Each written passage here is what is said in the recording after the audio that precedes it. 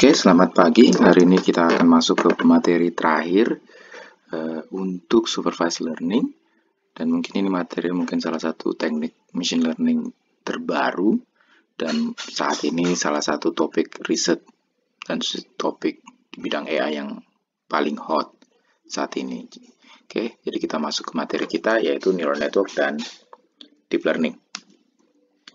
Materi kita cukup banyak hari ini, jadi sebagian bahkan tidak ke cover di dalam slide, maksudnya tidak ada dalam outline. Jadi outline kita akan pertama belajar tentang bagaimana otak kita bekerja, lalu bagaimana neural network itu berusaha mengopi sistem saraf manusia dalam belajarnya. Lalu kita masuki yang materi kita yang deep learning, yaitu teknik yang sebenarnya tidak baru. Teknik ini sama dengan neural network, cuman kedalamannya yang jauh lebih banyak dibanding neural network. Lalu kita masuk ke bagian berikutnya, bagaimana proses training dalam deep neural network atau DNN, regularisasi pada neural network, bagaimana kita melakukan regularisasi pada neural network, karena mungkin di kasus-kasus kita tertentu kita punya keterbatasan data yang menyebabkan neural network kita itu akan mudah overfit. Jadi regularisasi mungkin membantu untuk itu. Lalu kita akan belajar convolutional neural network. Ini adalah salah satu neural network yang agak sering dipakai kalau data kita berupa citra atau voice. Nanti kita akan belajar bagaimana, apa bedanya struktur neural network biasa dengan convolutional neural network. Lalu kita akan sedikit tutorial bagaimana penerapan neural network atau deep learning di Python, atau dalam hal ini kita akan mengimplementasikan Keras, salah satu tools yang ada di Python. Lalu terakhir adalah tugas 7. Deadline tugas ini ada 2 minggu, jadi ini agak berbeda dengan tugas yang biasanya setiap seminggu. Sekarang ini saya kasih waktu 2 minggu, karena pada prinsipnya saya ingin kalian lebih mendalami deep learning, sehingga kalian punya feeling. Jadi saya harapkan ada beberapa variasi yang akan saya berikan, saya minta untuk kalian lakukan di tugas, tapi kalian bisa melakukan ekspansi dari situ dan kalian bisa melihat bagaimana sebenarnya karakteristik deep learning ini. Oke, kita sudah belajar minggu lalu bahwa ketika kita berusaha memodelkan pola yang tidak linier dengan fungsi linier atau keluarga linear classifier, ini bisa dilakukan salah satunya dengan melakukan transformasi features. Dan transformasi features yang lebih ringan, yang tanpa harus melakukan transformasi features secara langsung, sehingga adalah dengan menggunakan kernel. Sehingga dengan menggunakan kernel kita bisa menambah kapasitas dari suatu model machine learning tanpa harus secara spesifik menambah kompleksitas datanya. Cukup hanya dengan menyimpan kernelnya dan mengoperasikan datanya terhadap kernel tersebut. Hal tersebut sama dengan melakukan transformasi features ke domain yang lebih kompleks. Namun apa kekurangan dari metode ini? Yang pertama adalah sulit mencari operasi kernel yang paling pas dalam hal ini, karena biasanya setiap data itu akan lebih baik ketika diterapkan kernel yang spesifik terhadap masalah tersebut, dan kernel lain mungkin dipakai ke situ tidak terlalu baik, sehingga effort yang diperlukan untuk mencari kernel yang paling baik itu sering sangat besar, karena kita harus mencoba berbagai fungsi untuk mencarinya. Nah, salah satu cara lagi untuk mengeneralisasi operasi transformasi ini adalah dengan neural network. Karena neural network bisa dianggap sebagai generalisasi dari kernel. Jadi kita nggak perlu tahu kernelnya, tapi kalau kita punya fungsi general yang kompleks, dan fungsi general ini kalau dioptimasi parameternya, pada prinsipnya bisa mendekati fungsi apa saja yang kita inginkan. Akibatnya adalah kita hanya cukup membuat model yang generik. Jadi strukturnya sama semuanya. Jadi kita nggak perlu spesifik apakah harus RBF kah, harus polinomial, apakah dengan eksponensial dan bla bla bla segala macam. Tapi kalau kita punya struktur yang general, namun struktur yang general ini pada prinsipnya karena dia dibangun dari subunit fungsi yang sederhana, pada prinsipnya kalau kita cukup punya subunit yang kompleks, yang cukup banyak, maka dia pada prinsipnya bisa mendekati fungsi apa saja. Sehingga kita tidak perlu spesifik mencari fungsinya, cukup mencari parameter dari berbagai penyusun dari fungsi generik tadi. Sehingga kita bisa lihat, inilah yang menjadi prinsip dari neural network. Jadi daripada kita harus mencari fungsi apa yang kompleks satu, lebih baik kita punya banyak unit yang sederhana, dan dari unit yang sederhana itu akan membangun sebuah fungsi yang kompleks pada intinya kalau kita bisa tahu setiap parameter dari fungsi yang sederhana tadi. Sehingga nanti kalian juga bisa lihat bahwa neural network sekarang ini bukan hanya dipakai sebagai classifier saja. Sekarang ini banyak usaha riset dalam neural network itu menerapkan neural network itu sebagai feature learning atau bagaimana mengekstraksi features dengan neural network.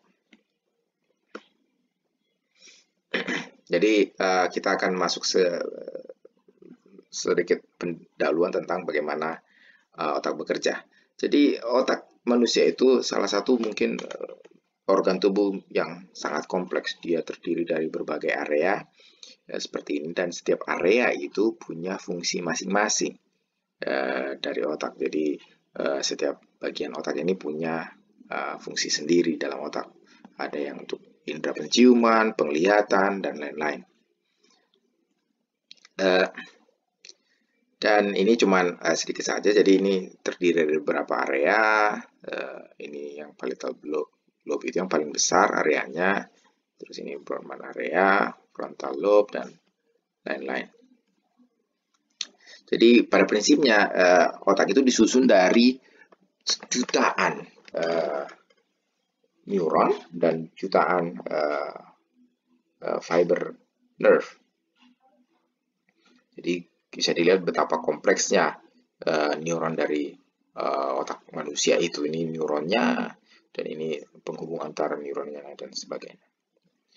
Oke, jadi kalau kita lihat satu sel saraf itu bentuknya seperti ini. Jadi dia punya sel dan dia punya inti sel. Nah, dan sel ini memiliki apa yang disebut dengan dendrit. Dendrit ini adalah yang sebagai penerima input dari penerima atau inputnya yang akan dia terima misalnya dari sel lain. Jadi ini mungkin terkoneksi terhadap akson yang di sistem sel saraf lain. Jadi ini adalah penerima inputnya, ini adalah inti selnya. Lalu ada thresholdnya, fungsi aktivasi, semacam aktivasi dari sel tersebut, di mana dia hanya akan meneruskan informasi itu ketika inputan dari dendrits ini cukup besar sehingga dia menyatakan informasinya mengalir ke sel berikutnya. Dan ini adalah outputnya, dan output ini juga akan terkoneksi lagi ke dendrit lain di sistem saraf yang lain. Jadi ini struktur dasar saraf manusia. Jadi dia punya inputan, dan inputan ini akan di threshold. Ketika dia lebih besar dari threshold tertentu, maka dia akan memberikan input 1. Kalau tidak, dia akan memberikan input 0. Dan otak manusia itu terdiri dari sekitar 100 miliar neuron. Ini adalah bagaimana otak manusia menerima inputan. Jadi ini artinya dia akan on di sel di retina atau di LGN. Ini dia akan bernilai off di retina. Jadi kalau dia begini, maka dia akan two lobe V1 dan trilobe dan lain-lain. Ini untuk mengenali bentuk. Akan semakin lama dia akan semakin mengenali bentuk. Jadi ketika dia menerima objek, dia akan menerima dari sistem saraf, mengaktifkan beberapa area tertentu di saraf, lalu memberitahu apa yang harus direspons, misalnya outputnya. Oke, jadi pada prinsipnya artificial neural network itu berusaha mengcopy ini ini bagaimana neuron manusia itu. Jadi kita asumsikan bahwa, kita modelkan bahwa dia akan menerima input dari dendrites, lalu dia setelah cukup threshold tertentu, maka dia akan meneruskan informasi ke aksion. Itu prinsip otak sistem saraf. Maka kita memodelkan tersebut dengan model matematik. Jadi kita punya neuron, di mana neuron itu adalah menerima input, di mana inputan itu adalah weighted sum dari inputnya. Jadi setiap input itu punya bobot masing-masing, W0 sampai Wn, dan ketika dia sudah lebih besar dari fungsi threshold tertentu oleh fungsi aktivasi ini, maka dia akan memberikan inputan 1 ke outputnya. Ini yang disebut perceptron di linear classifier. Jadi nama lain dari artificial neural network itu adalah multi-layer perceptron. Dari namanya artinya dia perceptron yang multi-layer. Jadi pada prinsipnya neural network itu dibangun dari banyak perceptron seperti ini. Kalau kita menggunakan cross entropy loss di sini, maka perceptron ini akan sama dengan yang kita sebut dengan logistic regression yang sudah kita pelajari sebelumnya. Jadi neural network ini menggabungkan konsep perceptron dengan logistic regression sebagai outputnya. Jadi seperti itu basicnya. Jadi kalau perceptron kemarin kita udah pelajari, dia menerima input hanya satu neuron, dan ini algoritmanya. Cuman karena perseptron itu, seperti yang sudah kita bahas itu, dia hanya mampu mengatasi masalah yang linier, akibatnya masalah yang tidak bisa separable secara linier, misalnya gerbang XOR itu tidak bisa diselesaikan. Ini yang menyebabkan perseptron kembali tidak populer waktu itu, sejak tahun 69. Lalu untuk mengatasi kelemahan atau keterbatasan perseptron mengatasi masalah yang non-linier, bisa dilakukan dengan menggunakan multilayer perseptron. Jadi perseptron yang banyak layernya. Jadi ada perseptron, tambah lagi perseptron di layer atasnya, perseptron lagi di layer berikutnya. Cuman waktu itu kita tidak tahu bagaimana cara men-training multilayer perseptron. Lalu ini yang menyebabkan mulai populernya karena keterbatasan kita waktu itu bagaimana men-training perseptron. Ini menyebabkan pergeseran teknologi machine learning atau AI dari yang mathematical dan statistical ke arah yang rule based yang sempat populer dengan logical dan symbolic model. Lalu setelah kita tahu bagaimana cara men-trainingnya, yaitu nanti akan kita pelajari bagaimana men-training neural network, kita tahu sebenarnya bahwa kalau kita punya banyak layer dari neural network, jadi misalnya ini layer 1, ini input layernya, ini hidden layer 1, hidden layer 2, lalu output layer.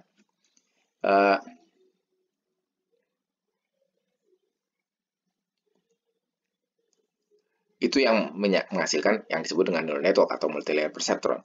Dan salah satu yang menjadi kendala waktu itu adalah jumlah parameternya yang sangat banyak. Karena kalau kita bicara layer, semakin banyak hidden layernya, semakin banyak jumlah node outputnya, maka secara otomatis jumlah parameter yang harus di training itu akan bertambah.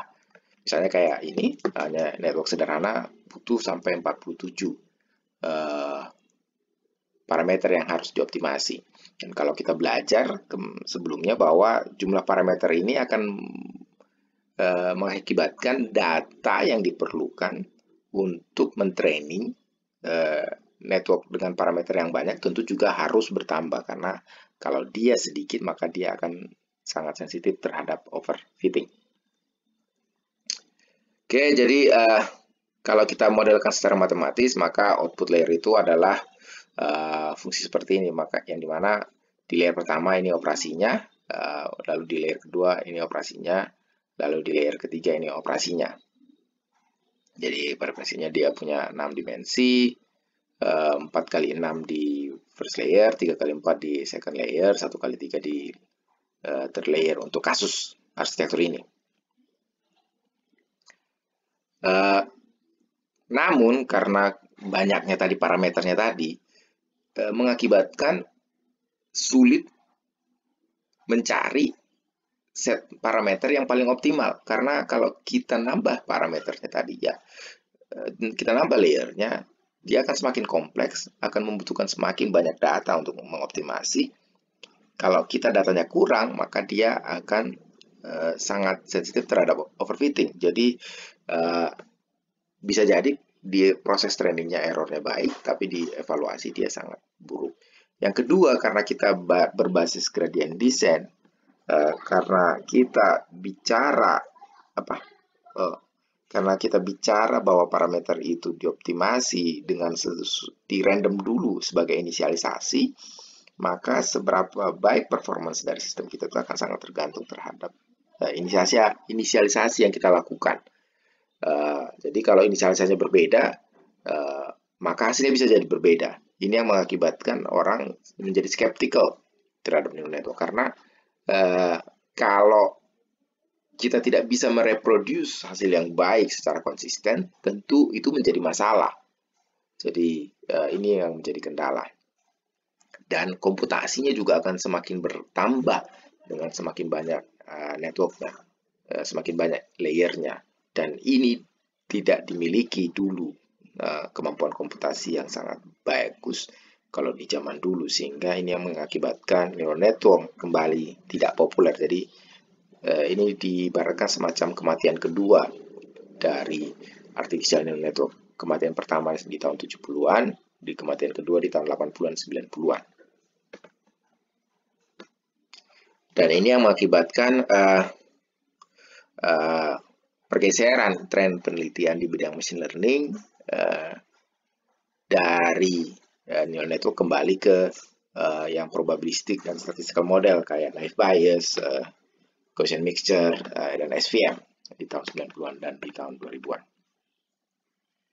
Dan hanya sedikit grup riset yang masih tetap melakukan riset di bidang neural network pada saat ini, dan mereka yang mungkin benefitnya paling besar saat ini, mereka yang walaupun sempat terkucilkan ibaratnya dalam penelitian di neural network, tapi karena kembalinya ke popularitas neural network sekarang, mereka menjadi sangat terkenal risetnya sekarang. Oke, itu tadi neural network. Jadi neural network hanya pada prinsipnya adalah layer dari perseptron yang dibanyakin. Kita punya layer perseptron yang banyak dan multi layer. Lalu apa bedanya dengan deep learning? Deep learning ini pada prinsipnya sama dengan neural network, cuman hidden layernya prinsipnya ditambah terus sampai banyak, bahkan kalau sekarang sampai ratusan hidden layernya. Jadi dia prinsipnya sama, dia punya input layer, hidden layer, dan namun hidden layernya ini sangat banyak. Lalu terakhir adalah output layer. Kalau di sebelumnya kita bicara neural network, masalah yang pertamanya yang menyebabkan dia ditinggalkan orang adalah karena dia tidak bisa diulang eksperimennya. Bisa jadi eksperimen pertama bagus, diulang lagi jadi jelek. Nah, salah satu solusi untuk ini adalah dengan mengubah fungsi aktivasinya. Kalau kita dulu bicara fungsi aktivasi neural network itu adalah fungsi step, jadi dia kayak threshold biasa. Jadi kalau dia inputnya belum melewati threshold tadi yang weighted sum, maka dia akan bernilai 0. Kalau sudah melewati weighted sum-nya, maka dia akan bernilai 1. Masalahnya adalah fungsi ini adalah tidak bisa diturunkan jadi tidak bisa dioptimasi secara matematis. Nah, solusinya adalah dengan menggunakan fungsi sigmoid atau fungsi logistik kayak di logistic regression. Jadi sekarang kita bukan lagi fungsi step yang 0 dan 1, 1, 0, 1 loss, tapi kita menggunakan fungsi sigmoid. Karena fungsi sigmoid ini secara prinsip bisa agak mendekati fungsi step, tapi dia adalah fungsi yang smooth dan continuous, sehingga kalau kita turunkan, fungsi tersebut punya turunan, sehingga kita bisa menggunakan teknik optimasi matematik untuk mencari solusinya. Sehingga sekarang kita bisa membuat tingkat randomness dari neural network itu jauh berkurang. Walaupun nanti kalau kalian mencoba di neural network, kalau kalian menginisialisasi pertama dengan angka yang berbeda dan kedua juga berbeda, hasilnya masih agak berbeda, tapi sekarang tidak sedrastis yang dulu perubahannya. Sekarang sudah lebih konsisten dan lebih stabil hasilnya.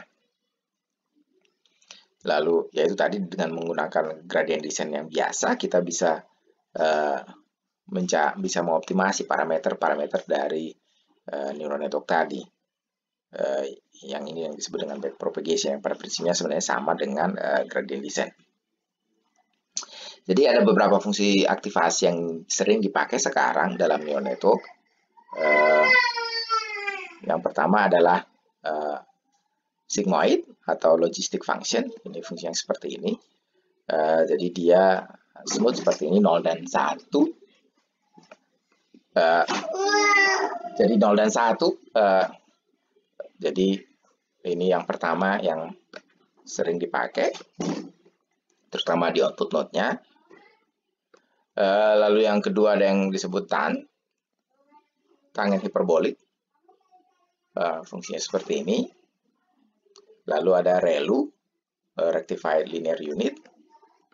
Dan banyak sekarang yang menjadi variasi dari aktivasi dari neural network.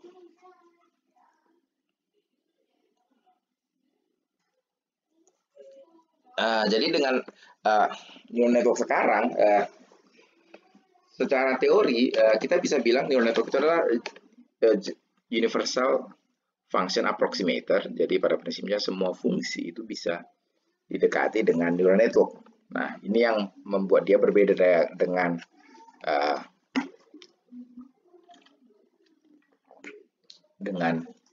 SVM.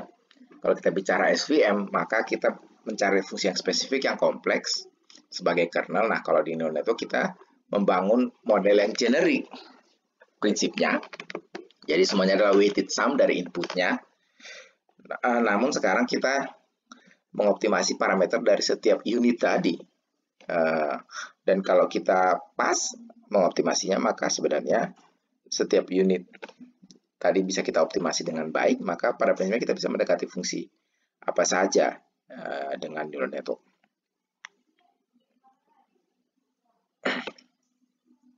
Sehingga kalau kita punya network yang sangat besar dan sangat banyak hidden layer-nya, pada prinsipnya kita punya kapasitas yang tidak terbatas di sana. Ini yang menyebabkan kalau kita memang misalnya bisa menyaingi jumlah neuron di otak yang sampai ratusan miliar, ya sama seperti otak manusia, mungkin kapasitasnya bisa sangat tidak terbatas dalam belajar. Apa yang menyebabkan neural network sangat populer sekarang? Yang pertama adalah data sekarang tidak seperti dulu lagi. Data sekarang bisa dibilang sangat abundance, sangat banyak, karena kita sebagai misalnya pengguna smartphone pada prinsipnya adalah pengumpul data. Dengan adanya teknologi IoT pada prinsipnya adalah pengumpul data. Jadi banyaknya data ini, terutama data yang tidak terstruktur, ya ini menyebabkan sekarang kita bisa melatih neural network dengan data yang sangat besar, sehingga akan kemungkinan di overfit menjadi lebih kecil. Yang kedua adalah kemampuan komputasi. Kalau dulu kita terbatas dalam kemampuan komputasi, sekarang dengan adanya teknologi GPU, GPU dan yang lain-lain yang sudah lebih cepat komputasinya kita bisa lihat dengan kemampuan komputasi beberapa arsitektur dulu gitu yang memang tidak dilakukan karena keterbatasan komputasi karena akan sangat terlalu lama untuk trainingnya. Sekarang sudah bisa dilakukan. Dan ukuran data ini sangat berpengaruh dalam neural network. Kalau kita bicara algoritma machine learning yang lain kayak SVM atau naive Bayes atau yang lain-lain, ada kemungkinan bahwa ketika data kita bertambah sampai titik tertentu, tidak akan mengakibatkan peningkatan performance-nya. Jadi performance-nya itu sudah mentok. Hal ini belum terjadi di deep learning. Jadi dengan hanya menambah data, kita masih bisa meningkatkan performance dari deep learning itu sendiri. Karena memang parameternya sekarang sudah puluhan juta, sehingga data yang jutaan itu akan tetap lebih baik, menghasilkan performance yang lebih baik kalau kita daripada menggunakan data yang hanya misalnya ribuan.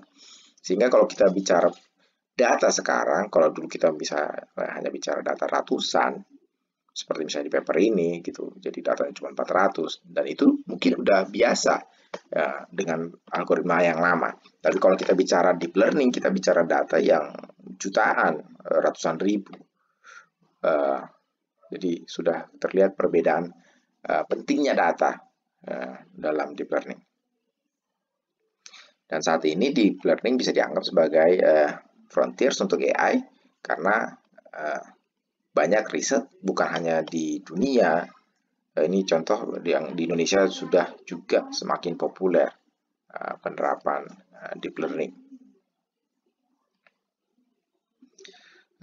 Aplikasi kalau sekarang kalau kalian misalnya pakai Google, pakai Facebook, kayak di tag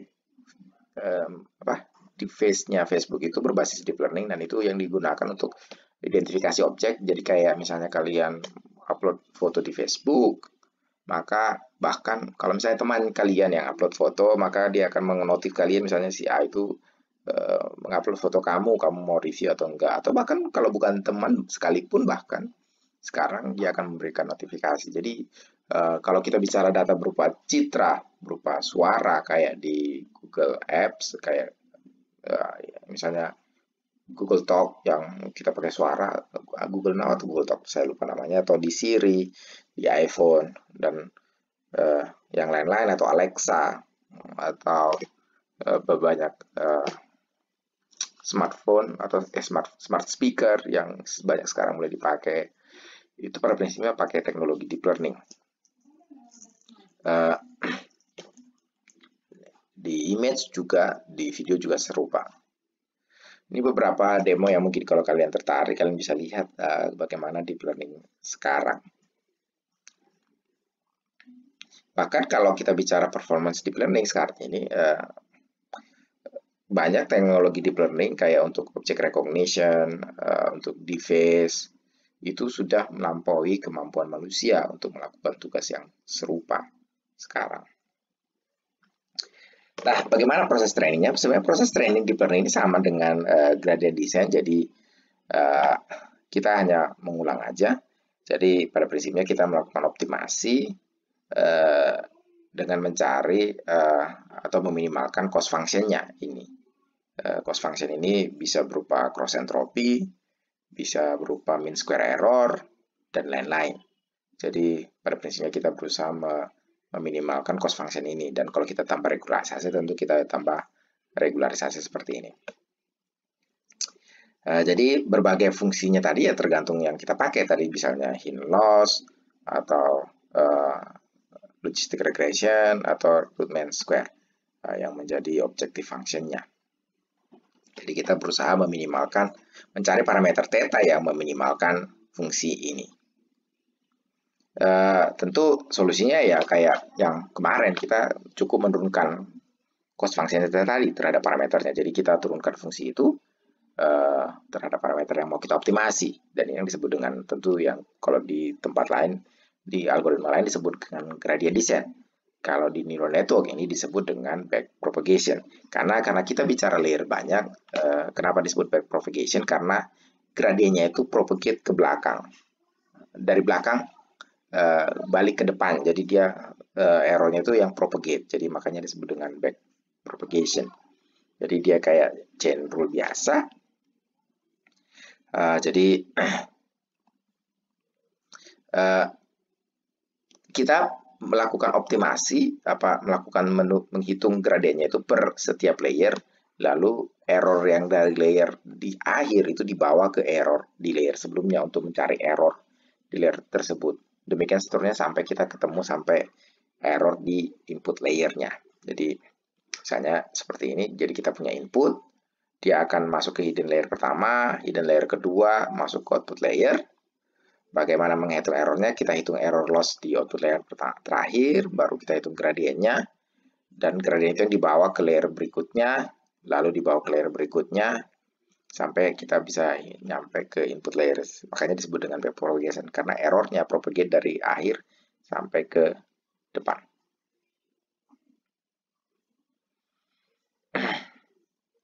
Nah, inisialisasi masih tetap sangat penting di neural network karena kita bicara gradient descent, maka ada kemungkinan menginisialisasi itu bisa mengakibatkan kita terjebak di lokal minimum atau lokal maksimum. Banyak teknik inisialisasi yang bisa dipakai, bisa dengan cara membuatnya semuanya nol, node-nya, atau memberi nilai yang sangat kecil dengan min-nya 0. Jadi misalnya antara 0,1 sampai minus 0,1 misalnya. Oke, itu bagaimana proses training. Regularisasi, karena kita bicara network yang besar, maka ada kemungkinan network yang kita hasilkan itu adalah yang overfit. Akibatnya kita perlu melakukan regularisasi. Namun melakukan regularisasi di neural network mungkin tidak segampang kalau kita bicara di shallow network kayak di perceptron atau di SVM atau di linear classifier. Karena kalau kita bicara per node-nya harus kita lakukan regularisasi, tentu kita pertanyaannya node yang mana. Karena kita sering menganggap network di neural network ini kayak black box. Karena kita ketika memperoleh performance yang baik, kita nggak bisa tahu layer mana sih yang mengakibatkan performance yang baik. Jadi kalau kita harus pakai regularisasi tentu mungkin akan membingungkan di network yang bagian mana yang harus diterapkan regularisasi. Ini yang sering mungkin membingungkan. Jadi agak berbeda teknik tradisional. Walaupun memang ini masih bisa dipakai juga, tidak masalah. Misalnya kita pakai semua L1 di layer 1, tapi ada beberapa teknik regularisasi yang lain yang agak berbeda dibandingkan teknik regularisasi yang biasa dipakai di metode yang lain. Salah satu teknik regularisasi yang sering dipakai dalam neural network adalah dengan yang disebut dengan dropout. Jadi dropout ini pada prinsipnya adalah kalau kita mentraining neural network itu, kita tidak update dia semua node-nya secara bersamaan, tapi kita menahan atau tidak mengupdate sebagian dari node-nya, dan ini dilakukan secara random. Jadi misalnya kita bilang dropout-nya 50%, maka misalnya ini network asalnya. Di iterasi berikutnya, kalau kita menerapkan dropout, maka setengah atau 50% dari node itu tidak diupdate bobotnya. Jadi dia akan seakan-akan tidak tahu dengan update yang tersebut. Jadi hanya setengahnya saja yang diupdate. Lalu di iterasi berikutnya setengahnya lagi secara random dipilih untuk tidak diupdate. Jadi begitu seterusnya sampai proses trainingnya selesai. Ini membuat kayak semacam seakan-akan network itu lebih bodoh, karena kan semakin banyak node-nya sebenarnya kan dia semakin pintar, kapasitas networknya semakin besar.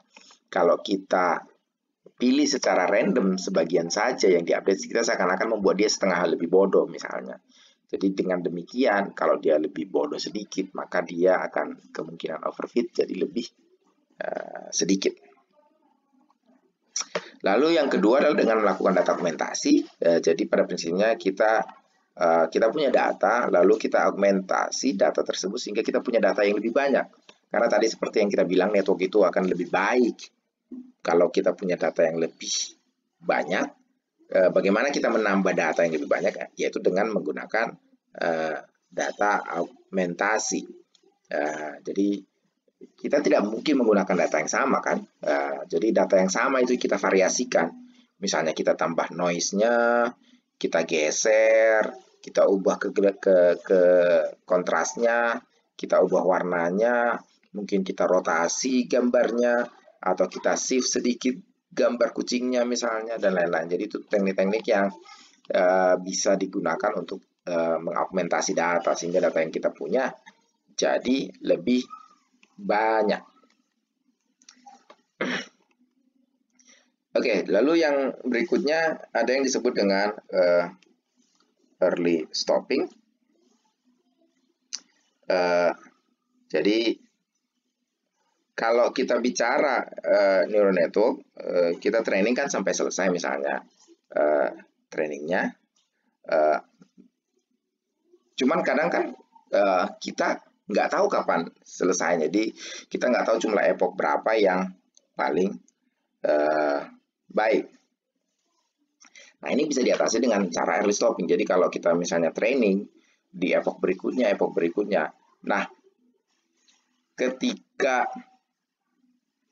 kita menemukan bahwa error validasinya itu meningkat, maka kita langsung melakukan stop proses trainingnya. Jadi tidak diteruskan proses trainingnya. Jadi kita misalnya rencana misalnya 1000, tapi ketika udah 100 epochnya, ternyata error validasinya itu meningkat. Jadi dia menganggap di 100 saja sudah harus bisa berhenti, karena kalau error validasi yang meningkat kan itu salah satu indikasi sudah overfit trainingnya. Atau ada juga yang teknik yang dia tetap melakukan 1000 sampai 1000, tapi dia menyimpan semua error validasi dari yang 1 sampai 1000, dan dia akan lakukan pengecekan di mana yang menghasilkan error validasi yang terkecil, dan dia memutuskan bahwa error model pada epoch yang misalnya yang paling kecil di 100, maka dia memutuskan dia akan memilih model pas yang ke 100 untuk dijadikan model akhir. Jadi bukan model yang di sini, tapi model yang di sini yang dijadikan model akhir. Oke, itu proses regularisasi di deep learning.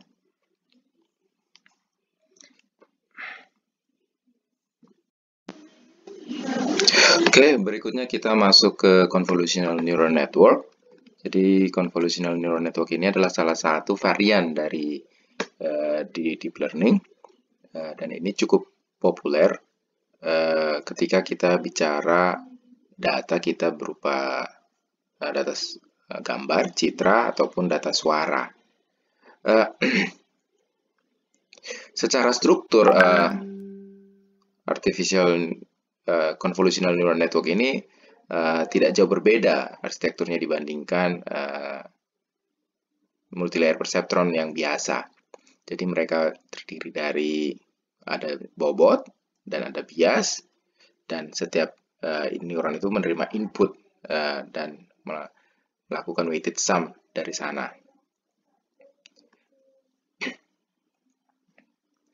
Tetapi perbedaan utamanya antara CNN dan multilayer perceptron adalah masalah koneksivitas dari input ke outputnya. Jadi kalau di dalam fully connected networks yang multilayer perceptron, setiap input terkoneksi terhadap node tersebut, terhadap suatu node, terhadap output node misalnya. Tidak demikian halnya dengan convolutional neural network. Convolutional neural network dia hanya akan terkoneksi ke salah sebagian dari input node-nya. Ini yang menyebabkan dia lebih cocok di data citra, karena ketika kita bicara citra, maka ibaratnya kita punya data citra yang berdimensi 256 kali 256 misalnya, akan lebih penting koneksivitas antara beberapa pixel pertama yang saling berdekatan dibanding misalnya antara pixel pertama dan pixel terakhir, sehingga dia bisa lebih mengemphasize koneksivitas di pixel yang saling berdekatan dibanding koneksivitas di pixel yang saling berjauhan. Jadi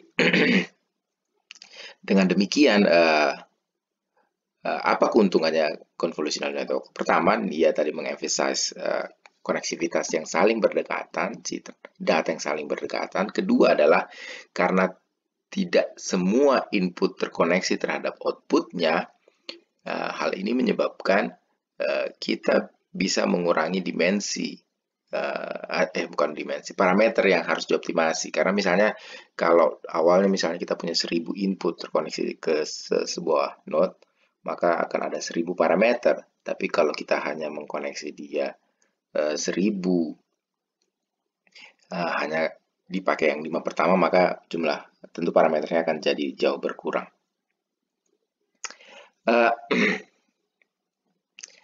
Yang kedua, neural network juga biasanya disusun dalam bentuk 3 dimensi. Jadi dia punya kedalaman, lebar, dan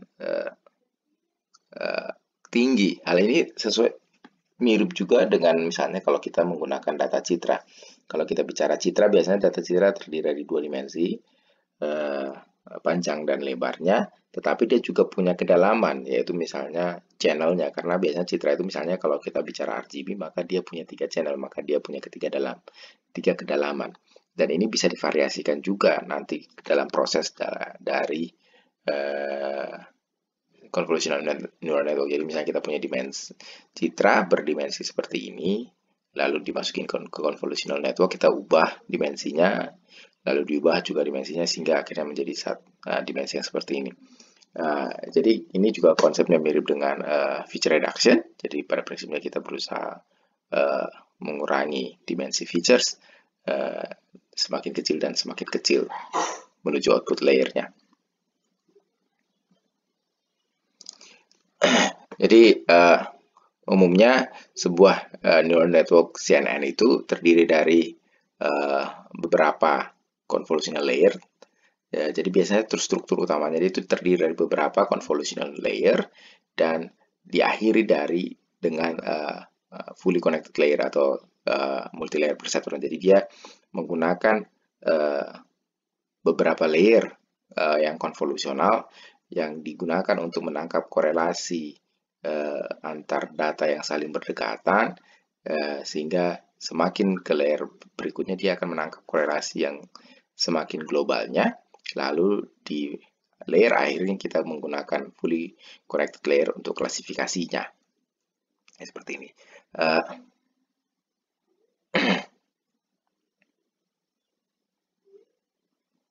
Jadi biasanya kita juga menerapkan max pooling di convolutional layer. Max pooling ini yang digunakan untuk mengurangi dimensi output layernya. Jadi misalnya kita di sini 11 kali 11, ketika di max pooling maka diambil nilai maksimum dari yang 11 kali 11 kernelnya tadi, dan ini yang menjadi nilai maksimum di layer berikutnya.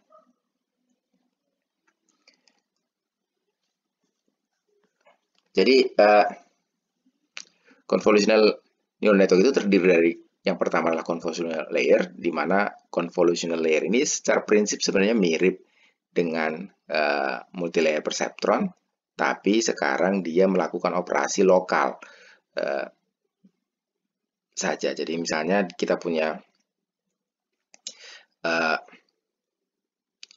citra, misalnya ukurannya 32 kali 32 dan kali 3 dimensinya, lalu kita operasikan dia dengan kernel yang 5 kali 5, maka sekarang kita mengoperasikan 5 kali 5 itu sendiri-sendiri dulu, 5 kali 5 pertama, 5 kali 5 kedua, demikian seterusnya, sehingga pada akhirnya kita punya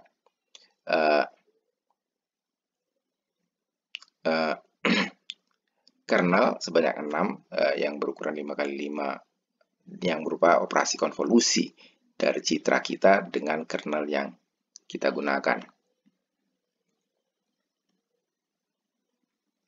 Jadi sebuah convolutional layer itu terdiri dari beberapa jumlah filter N, ini jumlah output yang akan dihasilkan, berapa ukuran kernelnya, yaitu lokalisasinya tadi. Jadi misalnya 3x3, 5x5 yang ukurannya berupa subset dari ukuran datanya yang seluruhnya, jadi hanya sebagian kecil dari datanya yang dilakukan konvolusi per, ya kayak di citra, di pengolahan citra. Lalu setelah itu berapa banyak dia akan digeser kernelnya per satu citra misalnya. Jadi kita bisa lihat di simulasi ini, jadi kita punya menggunakan convolution, kita menggunakan padding. Padding ini tujuannya agar, karena kita biasanya kan menggunakan konvolusi, kalau tanpa padding akibatnya adalah ukuran citra, ukuran data outputnya akan lebih kecil dari data inputnya, karena kan dia operasi konvolusi, misalnya 2x2, lalu 2x2, tentu akibatnya jumlah citra yang diperoleh itu kan jumlah dimensi dari outputnya akan lebih kecil. Jadi kalau kita misalnya punya padding, dia akan memastikan bahwa outputnya dan inputnya itu akan punya dimensi yang sama. Jadi seperti ini bisa dilihat. Jadi dia akan melakukan operasi konvolusi terhadap setiap lokal dari datanya. Di sini dia stride-nya 1, jadi dia hanya akan bergeser satu-satu. Jadi dia akan ada overlap sebanyak dua kolom. Di sini dia menggunakan kernel ukuran 3x3. Jadi bisa dilihat seperti di gambar ini, dia dengan adanya padding, dia akan memastikan bahwa dimensi input dan dimensi outputnya sama. Karena kalau tanpa padding, maka secara logikanya, secara operasional tentu jumlah outputnya akan lebih kecil dari jumlah inputnya. Tapi untuk supaya membuat dia sama, maka kita harus terapkan padding. Kalau kita memang pengen dia lebih sedikit, tentu kita bisa tidak menggunakan padding. Jadi padding ini opsional. Nah, ini dengan tanpa padding, bisa dilihat kalau kita tanpa padding tentu efeknya adalah jumlah outputnya akan jadi lebih kecil dari jumlah inputnya.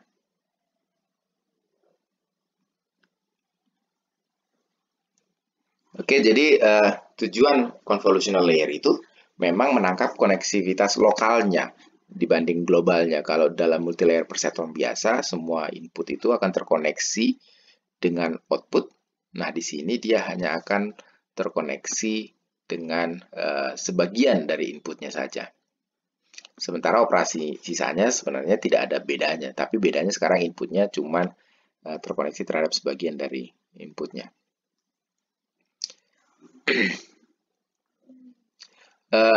Tujuannya sama seperti multilayer perceptron sebenarnya. Jadi pada prinsipnya kita berusaha menangkap parameter sharing yang menjadi informasi penting yang ada dalam data. Ini contoh, jadi gimana ya? Ibaratnya sama seperti konvolusi multilayer perceptron. Pada prinsipnya kan kita pengen menangkap ketika misalnya neural network dilakukan pengurangan dimensi misalnya dari 100 jadi 10. Pada prinsipnya yang ketika kita tangkap di 10 itu adalah parameter yang latent variabelnya, jadi sesuatu yang bisa merepresentasikan data secara lengkap meskipun dia jauh berkurang. Konsep yang sama juga sama di convolutional layer, cuman bedanya adalah tentu setiap abstraksi itu karena dia lebih mengedepankan lokalitas, bahwa setiap abstraksi dari layer itu mungkin berisi seakan-akan informasi yang penting di lokalnya, informasi lokalnya. Jadi ibaratnya seperti ini, maka bisa dilihat bahwa ini output dari misalnya contoh sebuah CNN, bisa dilihat bahwa seakan-akan sebenarnya CNN itu menangkap informasi yang berbeda dari setiap node-nya. Jadi misalnya dia menangkap edging pinggirnya, edging begini, terus garis vertikal, garis horizontal, dia menangkap gradasi warna dan lain-lain. Jadi dia pada prinsipnya menangkap ya kayak manusia misalnya, ketika kita melihat oh ini gambar mobil, dari mana kita tahu itu mobil, maka sebenarnya mungkin di otak kita itu sudah ada bagian menyimpan bahwa mobil itu punya misalnya sudut tertentu, di bagian tertentu dia punya roda, dia punya bentuknya seperti mobil yang seperti ini, yang di kepala kita memang sudah ada gambarannya, dan ini yang berusaha ditangkap dengan convolutional neural network. Jadi dia berusaha menangkap informasi lokalnya itu. Jadi atau misalnya contohnya burung, kita bisa tahu burung misalnya ketika dia punya paruh, dan paruh itu adalah informasi lokal, karena paruh itu sebenarnya tidak terkait dengan keseluruhan informasi data, tapi ada bagian tertentu dari burung itu yang bentuknya seperti paruh, atau ada bagian tertentu dari data itu yang bentuknya seperti kaki. Jadi tujuannya adalah menangkap lokalitas informasi yang ada di data.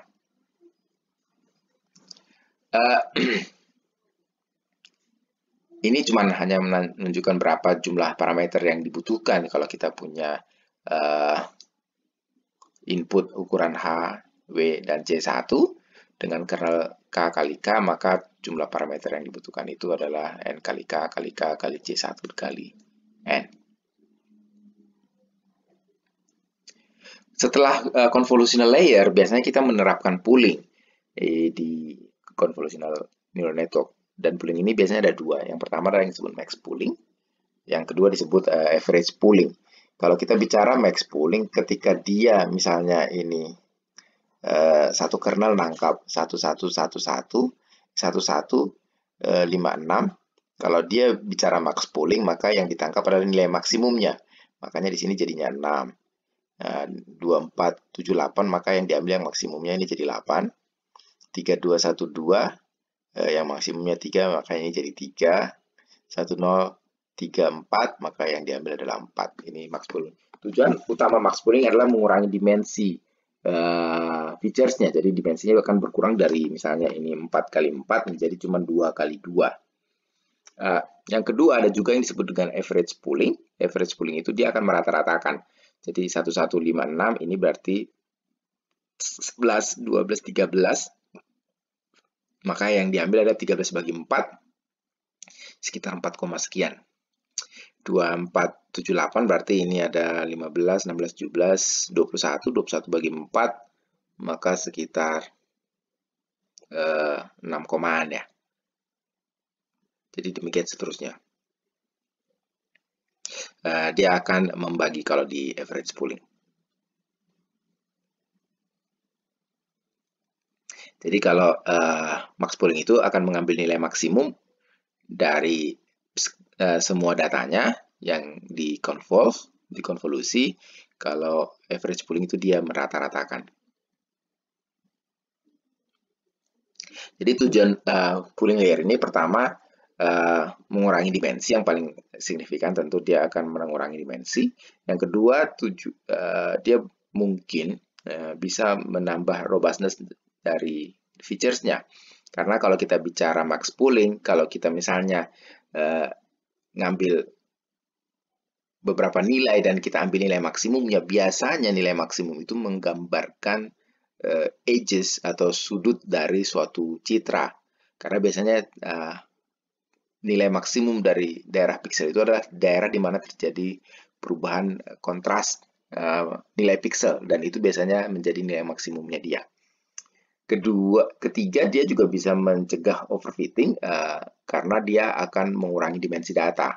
Kalau kita bicara data, dan data kita misalnya tidak terlalu besar dan model kita kompleks, kalau kita sudah mengurangi dulu dimensinya dengan pooling, maka tentu mengakibatkan kita bisa menghindari overfitting. Dan yang keempat, menambah receptive field of the following filters. Jadi ibaratnya karena ini sudah mengenhance apa yang sudah ada di field layer sebelumnya, maka ketika dibawa ke layer berikutnya, tentu itu bisa menambah receptive field dari layer yang berikutnya itu. Jadi dia udah lebih tahu apa yang harus dicari di layer berikutnya.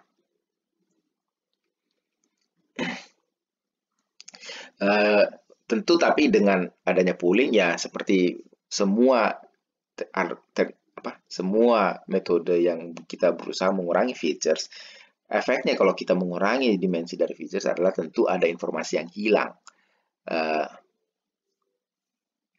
Walaupun tentu ada juga implementasi yang kalau kita terapkan pooling dia akan malah lebih baik, misalnya untuk kayak segmentasi. Jadi dengan melakukan pooling, jadi yang diambil misalnya nilai maksimumnya saja, tentu dengan demikian kita tahu di bagian mana area yang terjadi perubahan yang drastis. Jadi bisa jadi itu digunakan untuk mengidentifikasi benda yang berbeda.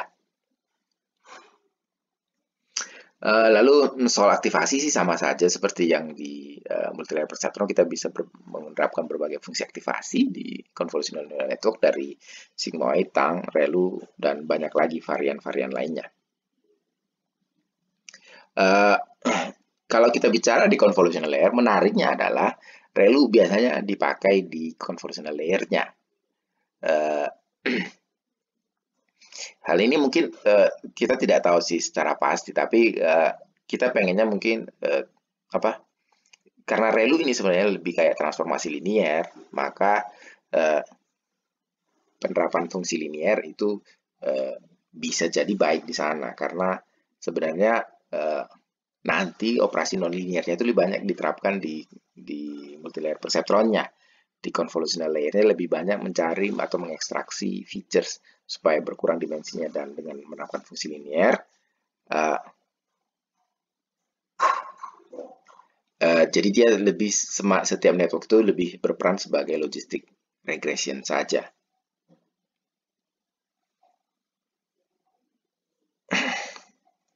Ini hanya untuk bagaimana menghitung output volume size. Jadi kalau kita punya input volume begini dengan outputnya seperti ini, maka kita bisa menghitung weight bobotnya adalah seperti ini. Ini hanya untuk komputasi poolingnya dan lain-lain. Jadi biasanya kalau kita bicara CNN, biasanya kita menggunakan arsitektur yang standar, yang terdiri dari convolutional layer dengan relu aktivasi function dan diakhiri dengan pooling layer. Ini contoh salah satu yang sering dipakai sebagai arsitektur untuk CNN, yaitu yang pertama adalah VGGNet. Ini salah satu arsitektur yang mengandalkan kedalaman saja.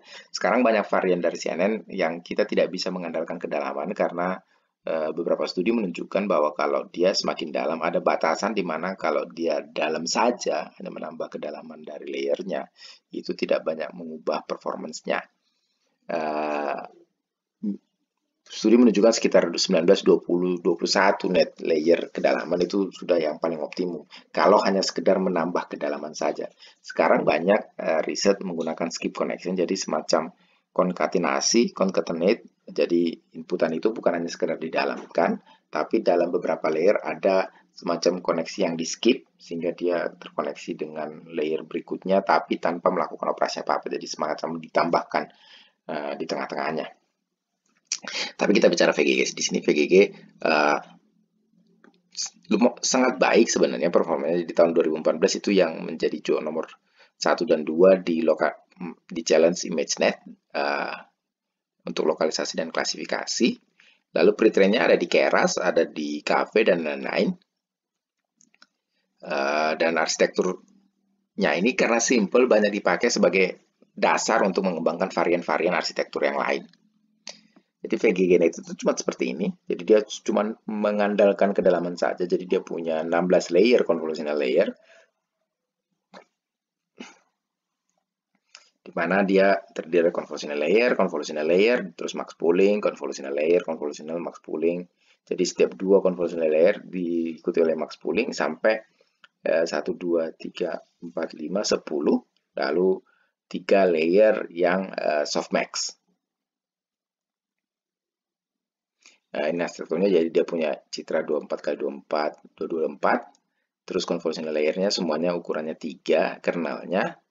Lalu dilakukan special pooling dengan max pooling, lalu fungsi aktivasi. Jadi dia hanya sekedar di stack aja begini neural networknya. Jadi kalau VGG ini ada sekitar 138 juta parameter kalau kita menggunakan data yang 24 kali 224 kali 224. Dan sebenarnya banyakkan bobot itu ada di 3 layer yang terakhir ini sebenarnya. 30%-nya yang tadi yang 10 layer. Jadi sebenarnya jauh lebih banyak dipakai di full connection. Jadi bisa dibayangkan hanya 3 layer saja sudah 70% bobotnya.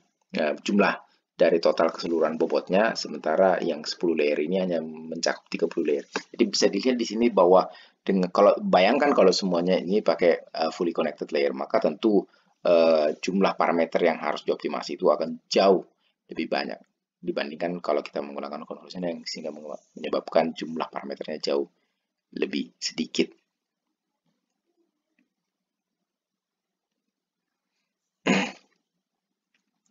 Oke, yang sering menjadi tantangan dalam convolutional network adalah bagaimana kita menginterpretasikan hasilnya. Kita sering menganggap bahwa network itu sebagai black box karena kita nggak bisa memastikan network di layer berapakah misalnya kita bisa melakukan optimasi karena sekian banyaknya layernya dan dengan sekian banyaknya parameter yang kita optimasi, terkadang kita tidak bisa melihat apa sih yang sebenarnya yang dilakukan oleh convolutional neural network atau multilayer persatuan atau apapun arsitektur deep learning karena sulit melihat di bagian mana sebenarnya yang berperan dalam peningkatan performance dan lain-lain dalam neural network. Jadi ini yang menjadi kritisi pada teknologi deep learning. Kita tidak tahu di mana sih, bagaimana sih dia bisa mengimprove, apa sih yang membuat dia improve. Cuman kita tahu bahwa hasilnya jauh lebih baik. Sehingga walaupun dengan segala kekurangannya yang kita tidak mampu jelaskan, kita tetap terpaksa harus memakai itu karena dia di banyak masalah di machine learning merupakan metode yang menjadi state of the art teknologinya.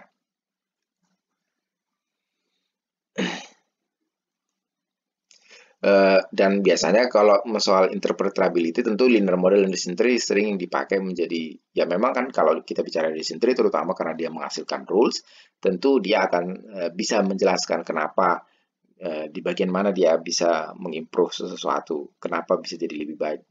Karena berdasarkan rules yang dia bangun, kita bisa men-trace yang dia hasilkan.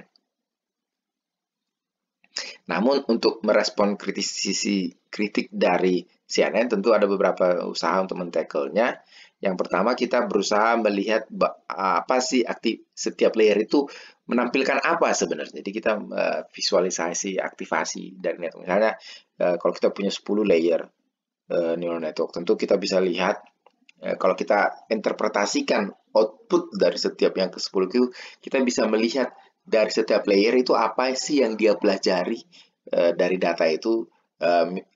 Itu akan terlihat kalau kita berusaha melihat interpretasi dari setiap layer. Misalnya akan ada nanti misalnya layer yang menangkap sudut-sudut tertentu, akan ada layer yang menangkap gambar warna-warna tertentu, akan ada layer yang menangkap objek-objek tertentu seperti ini. Jadi ada layer yang menangkap kayak edges-edgesnya, ada layer yang akan menangkap seperti dot-dot dari gambar tersebut dan lain-lain.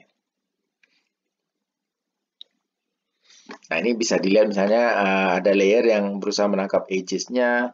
Tentu kalau gambarnya dihasilkan seperti ini, mungkin network itu tidak terlalu cocok dipakai. Misalnya aktivasi itu tidak terlalu cocok dipakai karena ibaratnya network itu menghasilkan sesuatu yang noisy saja dan random. Ini juga seakan-akan menangkap korelasi saja. Jadi semuanya seakan-akan berkorelasi dan ini sangat random, tidak tahu apa yang dia pelajari sebenarnya.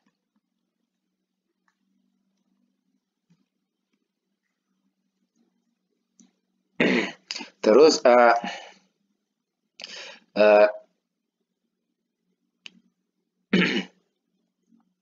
kita juga bisa melihat apa yang dipelajari oleh network itu dengan cara kita mengcover sebagian pixel, sebagian area dari image-nya itu. Sehingga dengan demikian kita tahu bagian mana dari citra itu yang paling berperan misalnya untuk klasifikasi. Jadi misalnya kayak ini, dia pada prinsipnya kita berusaha secara random menghilangkan sebagian dari image-nya dengan tujuan supaya kita tahu di bagian manakah yang kelihatan bahwa itu akan berperan dalam klasifikasi. Misalnya begini, kalau kita hilangkan di sini ternyata dia masih tetap dibikin benar, misalnya labelnya dibikin di sini, terus pas di sini misalnya ternyata dia langsung salah mengklasifikasikan. Jadi kita bisa bilang bahwa area ini itu penting untuk klasifikasi objek misalnya, karena area ini menentukan bahwa dia salah atau benar dibandingkan misalnya area-area lain ketika kita lakukan ditutup area tersebut. Demikian juga seterusnya ini. Jadi di bagian manakah yang menentukan bahwa dia misalnya benar menentukan label bahwa itu adalah rodanya mobil. Misalnya di sini enggak, misalnya di sini enggak, pas di sini misalnya oh ternyata dia langsung salah. Misalnya ini contohnya saja. Kita juga bisa menganggap CNN itu sebagai TSN embedding. Jadi CNN itu adalah bagaimana usaha kita melakukan transformasi dari data menjadi representasi atau features yang bisa dipisahkan oleh linear classifier. Jadi seperti ya ibaratnya kayak operasi kernel di SVM atau transformasi features di linear classifier. CNN itu bisa kita anggap seperti itu juga. Jadi dia melakukan transformasi features ke suatu dimensi yang laten, yang variabelnya tidak tahu kita apa, tapi ada representasi yang mungkin bisa membuat data kita bisa di-separate secara baik di dimensi itu. Oke, yang kedua adalah yang terakhir mengenai CNN adalah kita tentang transfer learning. Karena kita bicara CNN, kita bicara data dengan kita bicara model dengan parameter yang jutaan yang harus dioptimasi. Jadi kayak tadi misalnya CNN, yang VGGNet kita butuh 138 juta parameter yang harus dioptimasi. Nah, kalau kita bicara matematik, kalau kita punya parameter satu, tentu kita minimal punya harus satu data untuk mengoptimasi. Kalau kita punya dua parameter yang harus dioptimasi, maka kita harus butuh dua persamaan kan, atau dua data untuk cari tahu dua parameter tersebut. Jadi kalau kita punya jutaan parameter yang harus diestimasi, maka secara teori kita butuh jutaan data untuk mengoptimasi itu. Jadi kita butuh banyak data dalam CNN untuk mentraining sebuah CNN. Dan kalau kita tidak punya banyak data, tentu ya kita tidak bisa apa-apa sebenarnya. Kita nggak akan bisa melakukan apa-apa dan performanya mungkin tidak akan optimal. Salah satu teknik yang bisa dipakai untuk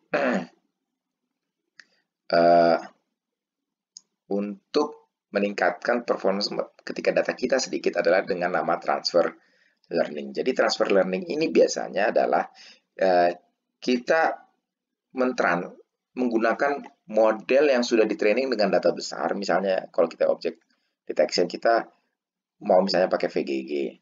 Lalu kita menggunakan model VGG yang sudah dipakai di-training dengan data ImageNet. Lalu misalnya kita punya data sedikit misalnya untuk deteksi objek di rumah, jadi hanya beberapa data, kita yang punya misalnya data sedikit. Jadi kita bisa menggunakan model VGG yang sudah di-training dengan ImageNet, dengan label jutaan, ditransfer itu ke masalah kita yang datanya sedikit dan objeknya kelasnya juga lebih sedikit. Itu yang disebut dengan transfer learning. Jadi pada prinsipnya misalnya kalau kita bicara transfer learning, ada yang langsung dari awal, jadi dengan data kita yang sendiri, arsitektur itu kita dari kosongan begitu, kita training dengan data kita sendiri. Tentu ini akan tidak efektif kalau kita bicara data yang sedikit. Nah, salah satu caranya adalah dengan transfer learning. Transfer learning ini ada dua cara sebenarnya. Pertama, kita menggunakan sebagian besar arsitektur itu sebagai feature extraction. Jadi kita misalnya begini,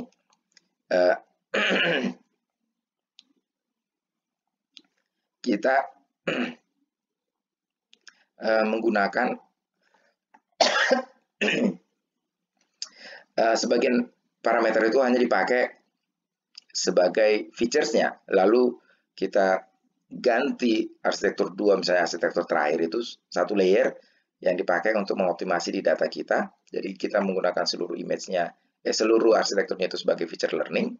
Lalu langsung dipakai satu layer terakhir yang kita retraining dengan data kita untuk klasifikasi. Ini yang disebut feature di mana arsitektur itu sebagai feature extraction. Ada juga yang disebut dengan fine tuning. Jadi kita menggunakan hanya sebagian arsitektur itu yang kita freeze, yang kita tidak ubah bobotnya, tapi sebagian lain itu kita training secara bersama-sama. Itu yang cara-cara melakukan transfer learning. Jadi dengan transfer learning tentu kita bisa mengurangi kebutuhan dimensi yang besar untuk jumlah data yang besar.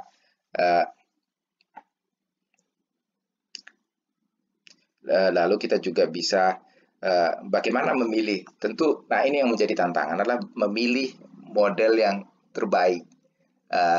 Karena tentu kalau misalnya modelnya terlalu jauh dari tujuan yang kita inginkan, maka kita butuh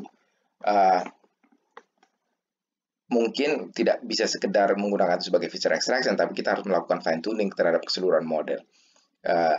Tapi kecuali misalnya data kita cukup berdekatan tasnya, jadi misalnya satu untuk deteksi objek tapi pakai ImageNet, kita kedua pakai deteksi objek juga tapi untuk tugas yang lebih sederhana tapi mirip sebenarnya tasnya, jadi kita bisa pakai itu langsung dengan misalnya hanya dipakai sebagai feature extraction saja, jadi kita hanya menambah satu feature terakhir. Tentu apa yang terbaik itu yang harus dicari tahu, karena kadang mencari model yang paling pas untuk ditransfer juga tidak terlalu gampang. Baiknya model yang ditransfer itu cukup dekat dengan task yang mau kita lakukan. Jadi kalau kita misalnya punya data yang kecil, kita bisa langsung menggunakan itu sebagai classifier sendiri. Tapi kalau kita data yang cukup besar, tentu kita bisa memfine tune dari seluruhan networknya. Kalau datasetnya juga semakin dekat, tentu kita juga bisa melakukan transfer learning. Kalau dia semakin jauh, kita bisa melakukan optimasi terhadap layer yang di awal, bukan layer yang di akhirnya. Kalau kita punya data yang besar dan udah memang jauh banget beda data, mungkin ya kita bisa menggunakan transfer learning itu hanya sebagai inisialisasi dan kita training bobotnya dari awal.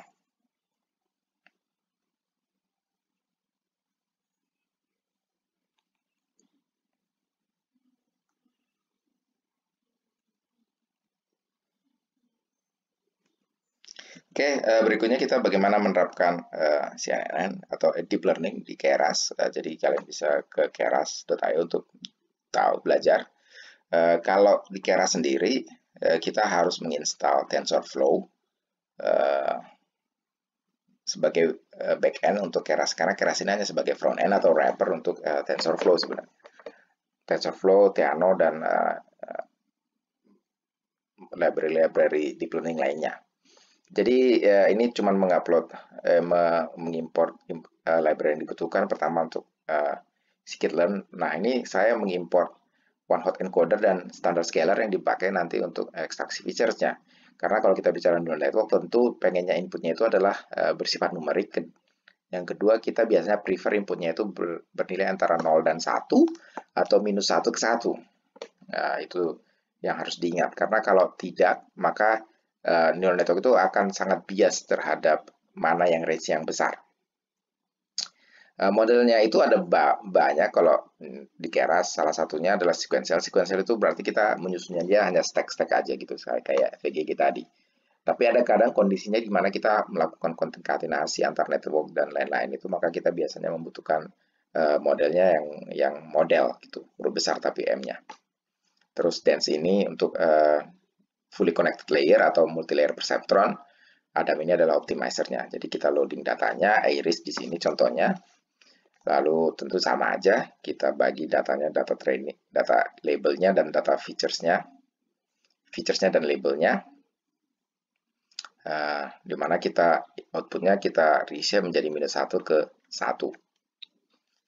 Lalu modelnya kita bikin yang sekuensial karena kita stack aja. Jadi ini ada 3 layer multi layer perceptron. Ini hidden layer pertama, hidden layer kedua, dan ini output layernya. Di mana output layer itu pakai softmax.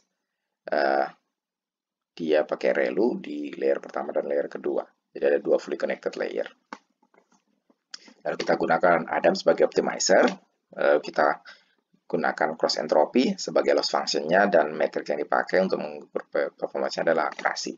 Lalu kita convert data kita, featuresnya kita dengan one hot encoder. Lalu kita juga normalisasi, lalu kita transform. Lalu kita training test, split 20%. Lalu kita bisa lihat ini arsitekturnya, fully connected layer 2 dan output layer 1. Dan kita feed. Lalu kita training, tentu kita akan dapat hasilnya. Kita lihat bahwa ini dari epoch pertama sampai epoch kedua. Mungkin yang juga perlu ditambahkan adalah batch size. Ini adalah untuk batch gradient descent, yang mini batch gradient descent. Penerapannya jadi 55 data yang dipakai untuk mengupdate parameternya. Lalu ini diulang sebanyak 10 kali. Jadi bisa dilihat hasilnya sekitar 100%. Ini dengan fully connected layer atau multi-layer perceptron. Yang kedua adalah dengan convolutional layer. Karena convolutional layer ini kita hanya pakai data satu dimensi, maka yang saya pakai adalah conv 1D. Kalau kalian punya data citra, maka yang kalian pakai adalah conv 2D dan max pooling 2D. Di sini hanya pakai yang 1D karena data kita satu dimensi. Sama, jadi sekarang kita ubah datanya menjadi shape-nya supaya menjadi ada panjang, lebar, dan dalamnya. Jadi ada panjangnya, ada lebarnya, ada dalamnya. Lalu kita, jadi sekarang ini panjang, lebar, dan dalamnya.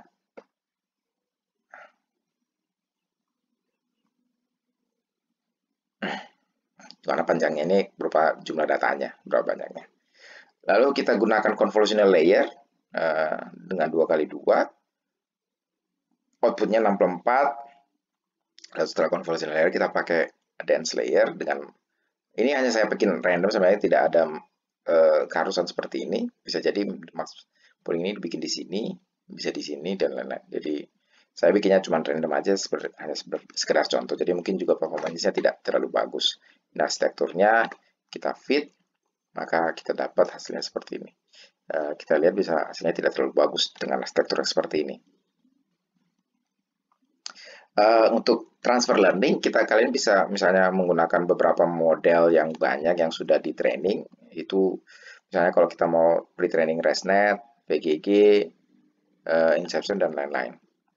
Lalu kalau kita, ini adalah default yang sudah tersedia, jadi kalian bisa pilih satu dari yang sekian banyak ini yang ada di Keras. Oke, itu aja. Sekarang kita tugas 7. Tugas 7 kita pakai data yang sama, pakai Pima Indian dataset. Sekarang kalian pakai multi-layer perceptron pertama. Kalian variasikan hidden layer-nya dari 1 sampai 5. Jumlah node-nya kalian terserah. Kalian bisa variasikan, kalian bisa bikin tetap. Lalu batch size-nya kalian ubah-ubah dari 10, 50, dan 100. Dan jumlah epoch 10, 20, 50, dan 100. Ini kalian variasikan, kalian cari mana yang paling bagus, mengapa begitu dia bagus, dan kalian analisa hasilnya. Yang kedua, kalian pakai CNN. Kalian variasikan hidden layer CNN-nya 1 sampai 3, lalu diakhiri dengan satu dense layer. Jumlah node-nya kalian terserah. Batch size-nya kalian variasikan 3 seperti ini, dan kalian lihat hasilnya. Seluruh eksperimen di 1 dan 2 itu kalian pakai 5-fold cross validation, jadi kalian ulang sebanyak 5 kali. Datanya jadi dipecah 5 kali. Deadline-nya 2 minggu dari sekarang. Jadi bukan minggu depan, tapi 2 minggu lagi. Oke, mungkin itu aja untuk deep learning. Jadi memang deep learning adalah salah satu teknik yang paling populer kalau kita bicara sekarang, dan banyak diterapkan kalau kita punya data citra, suara, gambar, video, teks, dan lain-lain. Kalau kita bicara data kompleks, data yang tidak terstruktur, banyak memakai CNN untuk klasifikasinya. Oke, mungkin itu aja. Berikutnya kita akan masuk teknologi ensemble di machine learning, dan setelah itu kita masukkan supervised learning. Terima kasih.